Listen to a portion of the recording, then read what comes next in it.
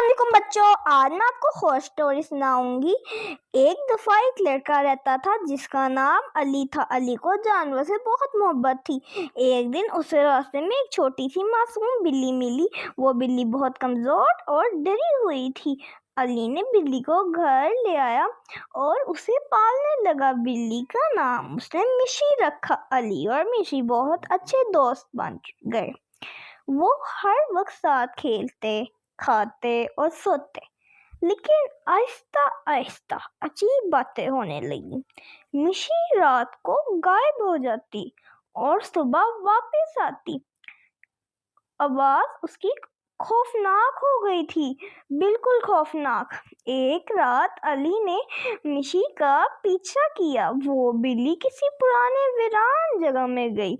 अली ने देखा कि मिशी एक भयानक बिल्ले में बदल गई है। उसके दांत लंबे, आंखें चमकदार और आवाज बहुत खौफनाक हो गई।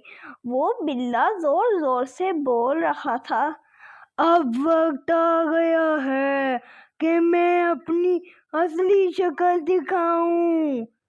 अली बहुत डर गया और भागकर अपने दादा के पास गया। दादा ने बताया कि ये बिल्ली दरअसल एक पुराना जादू है जो हर 100 साल बाद किसी मासूम के साथ दोस्ती करके अपनी ताकत वापस लेती है। अली ने दादा की मदद से एक खास दुआ पढ़ी और मिशी को वापस बिल्ली में बदल दिया।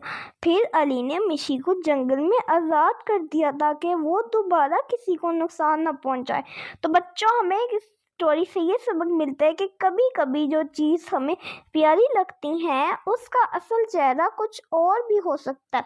ये मैंने हॉरर स्टोरी इसलिए बनाई थी क्योंकि मैंने बोला था अपनी पिछली हॉरर स्टोरी में कि 30 सब्सक्राइबर पर मैं हॉरर स्टोरी बनाऊंगी। आपको अगर इस तरह की और अच्छी अच्छी स्टोरीज चाहिए तो लाइक और सब्सक्राइब ज़रूर करना।